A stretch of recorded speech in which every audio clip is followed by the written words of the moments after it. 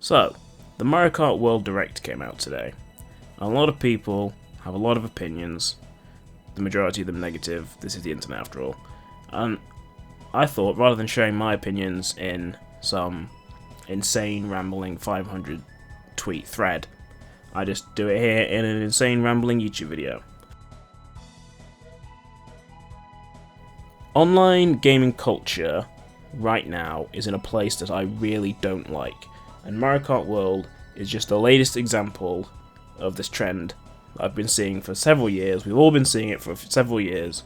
It's not getting better, and that is prejudgment. It's not enough to see teasers and trailers and overviews. There's a vast section of the internet, a very vocal section, that needs to know everything before the game is even out. So which leads to things like today.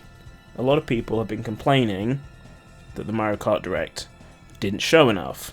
It was only 15 minutes long, and a lot of what was showcased had already been showcased in the earlier Nintendo Switch 2 Direct, and then in Nintendo Treehouse, and then in a lot of footage from people at the Nintendo Switch 2 experiences.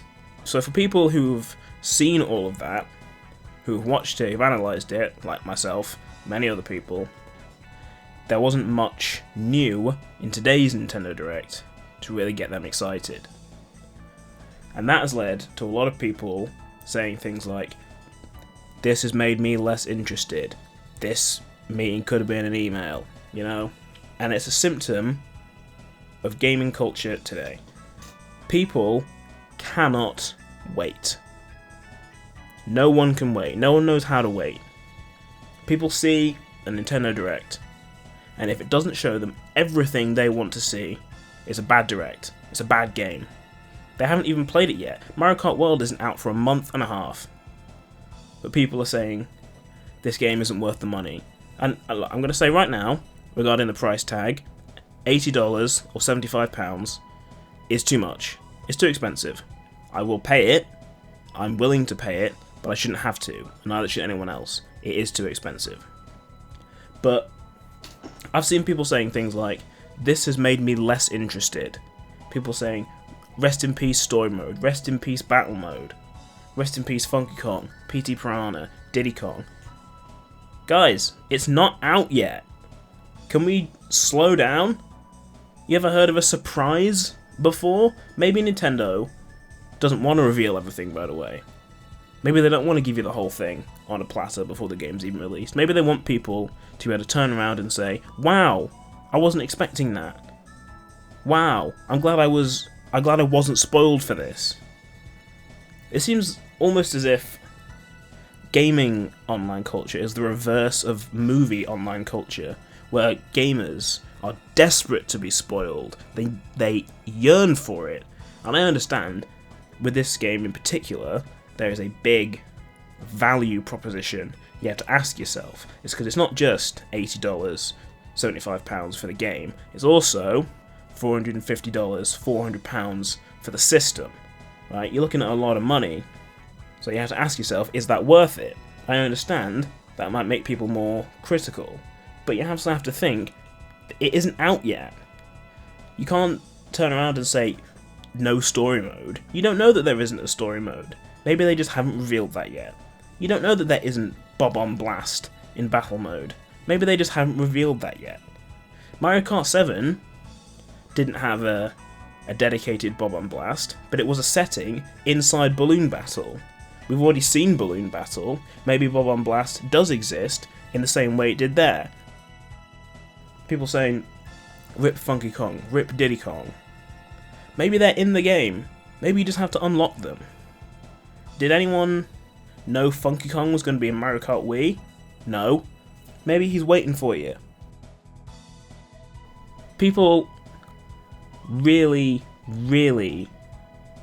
need to know everything. And again, I understand the value proposition, but also, this is a company that wants to surprise, and it wants to fulfill.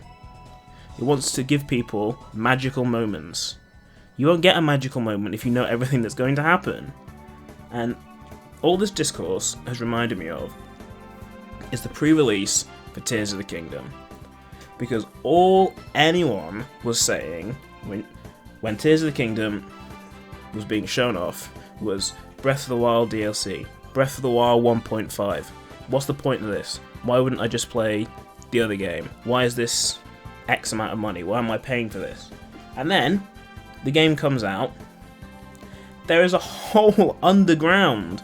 The whole depths area was never shown in any pre-release because they wanted to surprise you. And lo and behold, everyone was surprised. They were astonished, they were amazed. People were talking about how incredible it was that Nintendo kept this a secret. Yes, it is incredible. I'm amazed they managed it with the amount of people who were desperate to know everything. If you had gotten your way, there would have been no secrets. You would have learned about the depths instantly. And wouldn't that have made it less impactful? Wouldn't that have made it less interesting when you finally pluck up the courage as Link to drop down one of those holes into the pitch darkness and you learn there's a whole underground world to explore? A whole new section of game? Wouldn't that have been so much less amazing if you knew it beforehand?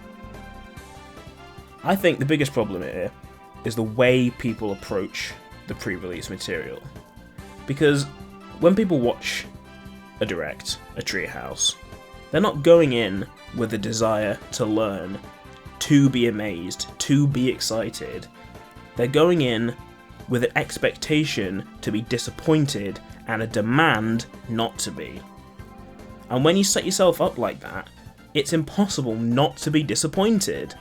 How could you possibly not be disappointed? How can anyone show you something that would reach the standards you've set in your own mind? You're so determined not to be disappointed that anything's going to disappoint you. And I know that negativity, it drives clicks. It's, what makes the internet go round. But when you take that as part of yourself, and that's how you approach learning about new things, it kills it. It just kills it for you right out of the gate. And it's honestly quite sad to see. It's sad to see the way people approach things like this, where they can't even conceive of giving the benefit of the doubt. They can't even conceive of waiting before judging. This game, like Mario Kart World, isn't out for a month and a half. You haven't got it in your hands. The people who've played a tiny portion of it, they've come out of the Switch 2 experience. They've played, a sliver, a fraction of the full Mario Kart World. And you can't make a full judgment based on next to nothing. We don't know if there's going to be a story mode. There might be. I hope there will be. I want there to be a story mode. And yes, I would be disappointed if there wasn't some kind of story, adventure, content within free roam. But that's something I have to wait to see. That's something I have to wait and find out. And you don't have to buy the game day one. You can wait, and, a YouTube review will tell you, is there story content? Is Funky Kong in the game? Does Bob and Blast exist? What's the point of all those P-Switch panels? You can learn these things, almost instantly when the game comes out. What you can't do is learn everything a month and a half before the game comes out. The way people view pre-release is so warped and so twisted, and there's really no coming back from this sort of thing now. Because the internet just whips itself into a frenzy, and everyone's so determined to be wowed all the time that they can no longer appreciate that sometimes you have to wait to be wowed. So yeah, Mario Kart World Direct. Was it perfect? No.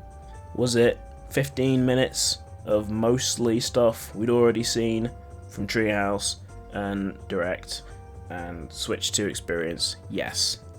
Was it the end of days for Mario Kart? Of course not. We don't know what the full game looks like. And if you're not interested in buying it, then that's fine. But if you're going to turn around and say the reason why is because there's no story mode, think a little more clearly about exactly what it is you know about Mario Kart World.